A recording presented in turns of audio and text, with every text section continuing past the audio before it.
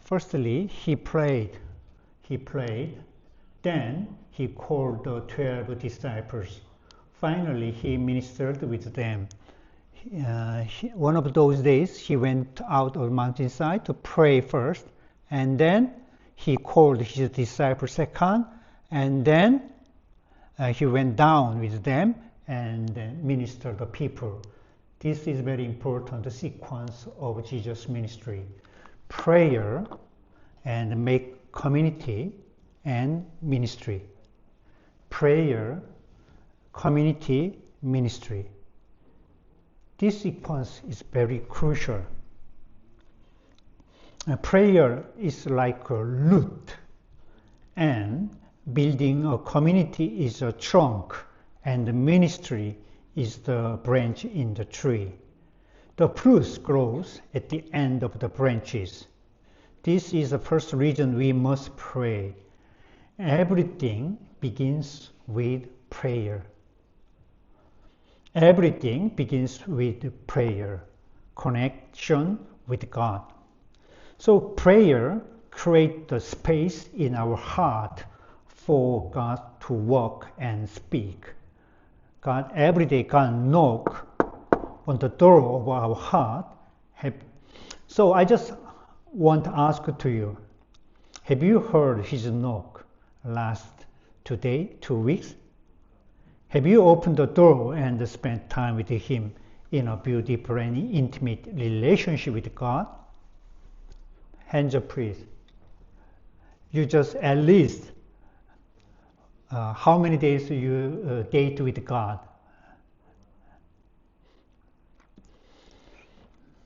When I was young, there were misconceptions about prayer. Prayer is like, for me, prayer is like a heavy duty or obligation. So I sometimes felt that not praying was like going to school without completing homework. So I just saw fearing punishment of God. Or sometimes I felt that, I worry about that disappointing the God. It often felt like a task or a check-off. In teenager, I just have a question about the prayer. I wonder if God knows everything and he has a mighty power. Why should I pray?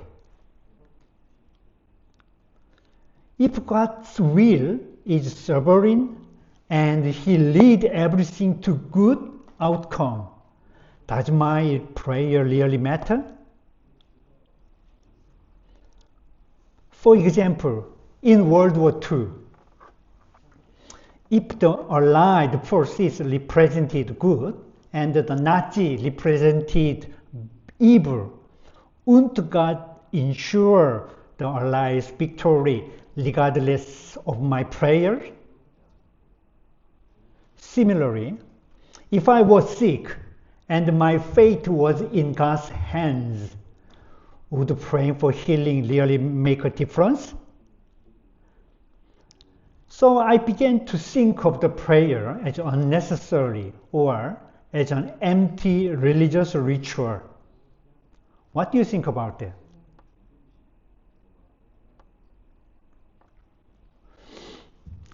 When I read the Bible continuously says that to pray.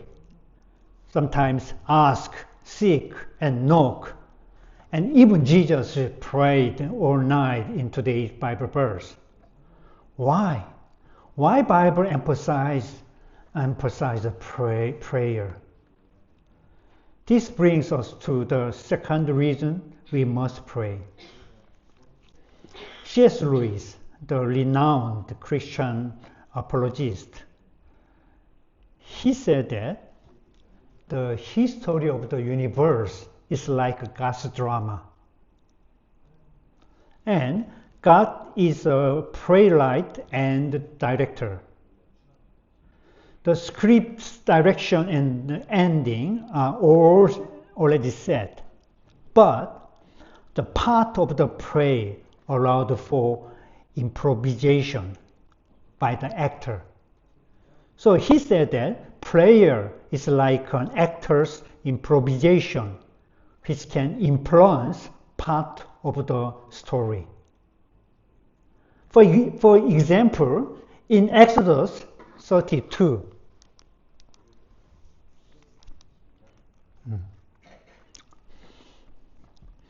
Moses ascended the mountain Sinai to receive the Ten Commandments. Meanwhile, the Israelites, impatient for his return, so make a golden calf and worship it. God angered, so God tells Moses he will destroy them, all Israelites he killed, and make a new one. But Moses pleased to God, why be angry with the people you brought out of Egypt? Remember, you promised to Abraham, Isaac, and Jacob to make their descendants numerous as the stars. So God answered, the Lord relented and did not bring the disaster he had threatened. Exodus chapter 32, verse 14. That means Moses' prayer changed God's intention and God's plan.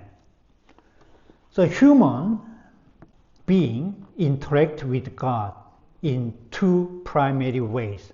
One is prayer. Second thing is obedient action. So prayer and action can move God's heart.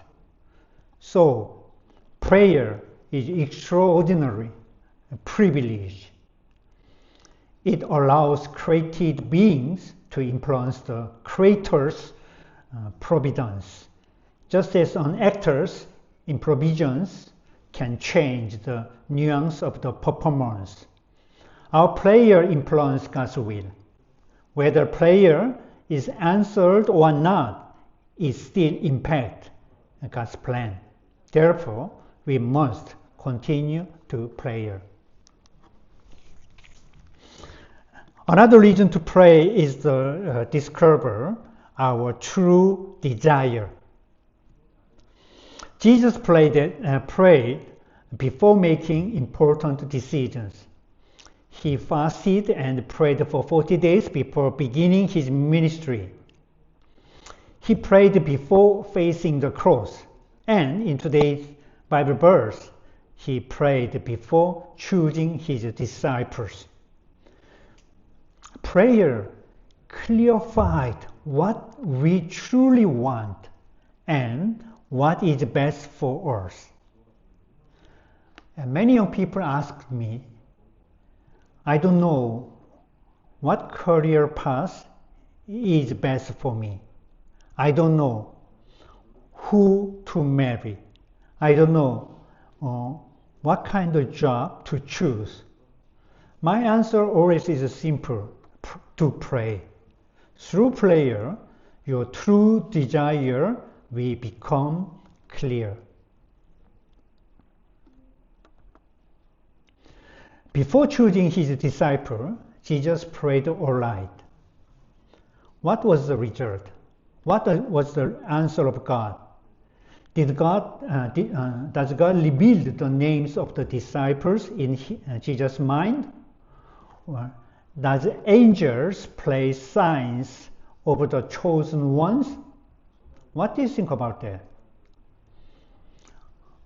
God's answer appeared in Mark chapter 3, verse 13 to 14. Jesus went up on a mountainside and called to him those he wanted. And they came to him. He appointed 12. The result of Jesus' prayer was that Jesus clearly knew who he wanted. There are many candidates around Jesus at the moment. Intelligent one, well-educated one, wealthy one, or eloquent individuals. But Jesus chose 5 uneducated fishermen, 1 tax collector with a poor reputation, and 6 others with little known about them. His choices were unexpected. Bible scholars suggest various selection criteria. Their willingness to learn without resistance, their boldness to leave everything behind, their simple and sincere heart. However, I think that the most important reason is that Jesus wanted them. Through prayer, he discovered whom he truly desired. We often don't know what we truly want. Especially in Eastern cultures, family expectation often replace person desires. Society value shape what we think we want. So famous psychologists, one of the famous psychologists said that we desire the desires of others. In a world where we chase others' expectations, we lost sight of what we genuinely longing for. Yet, in Bible, Jesus asks, as he did the blind man,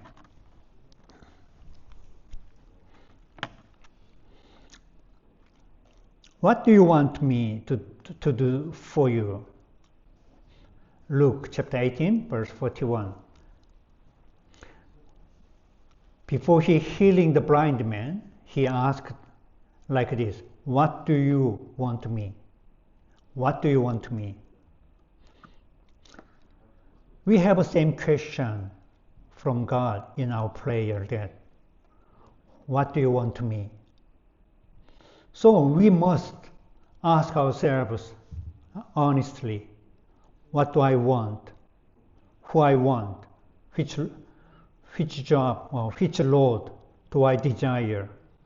We have to ask ourselves. When we discern our true desires in prayer, the answer comes as quiet and small and strong voice that bring deep peace. As Philippians chapter 2 verse 13 said, "For it is God who works in you to will and to act in order to fulfill his good purpose."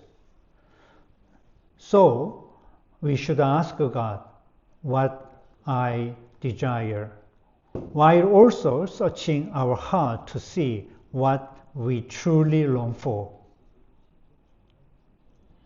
This is the reason we have to pray. Recently, we have prayed for an end of the war in Ukraine and Russia, and Israel and Hamas. We pray for the families of those who lost their lives in plane crashes in Korea and US. We pray for the homeless and the poor on the street. We pray for the God's justice and righteousness to reign in Korea. We pray for our churches and God's kingdoms and the mission of God's work. This is not empty ritual. It is an incredible privilege to participate in God's work in the world. Moreover, as we continue to pray, we discover our true desire. God guides us to live in alignment with our original God creative selves.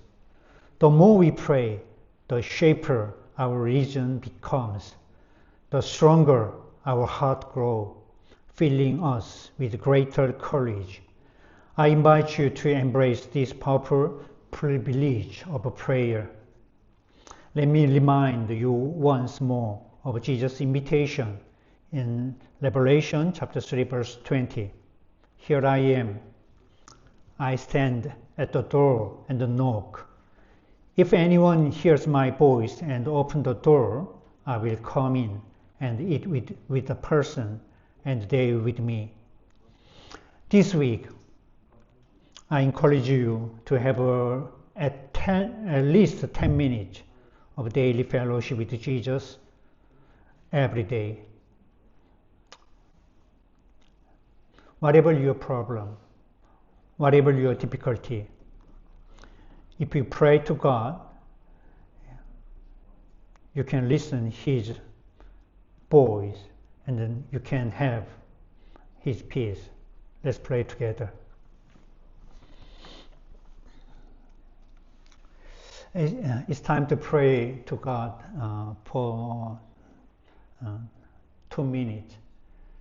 If you have any problem, if you have any difficulty to choose, you pray to God, lead your way.